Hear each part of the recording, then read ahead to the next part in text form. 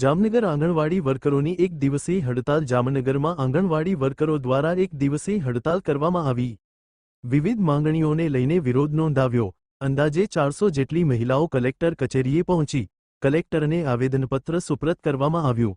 પગાર વધારો કરવાની મુખ્ય માંગ ઉઠાવવામાં આવી। વધારાની અન્ય કામગીરી સોંપવાનો વિરોધ કરવામાં આવ્યો। અનેક વખત રજૂઆત કરવા છતાં ઉકેલ ન આવ્યાનો આક્ષેપ।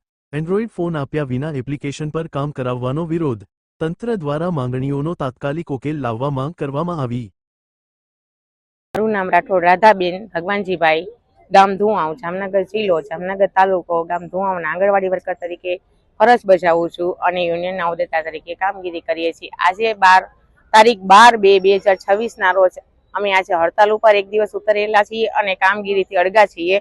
અમારી માંગ જે સરકારે અમને રજૂઆત કરી છે છતાંય અમને આપેલ નથી, એના માટે થઈ અમે આજે હડતાલ ઉપર ઉતરેલા છીએ અને અહીંયા આવેલા છીએ। કલેક્ટર સાહેબને આવેદનપત્ર આપેલ છે કે અમારા પ્રશ્નનો હલ નહીં આવે તો હવે અમે આવી રીતે હડતાલ ઉપર ઉતરી જશું અને અમારી માંગ છે વર્કર બેનનો 24,800, હેલ્પર બેનનો 20,400 પગાર અમારો છે રજૂ થયેલો છે, છતાંય અમને જે આપેલો નથી અને એ પગારથી વધારે અમારી પાસે કામગીરી કરાવેલી છે તો અમે એ સંતોષપૂર્વક કરીએ છીએ, કરતા રહીશું। પણ સરકારશ્રીને અમારી એક જ રજૂઆત છે કે તમે અમને કામ કરાવો છો એ બદલ અમને અમારો પગાર અમને મળી જાય, એના માટે થઈ અમે આજે હડતાલ ઉપર આવ્યા છીએ અને કલેક્ટર સાહેબને આવેદનપત્ર આપેલ છે।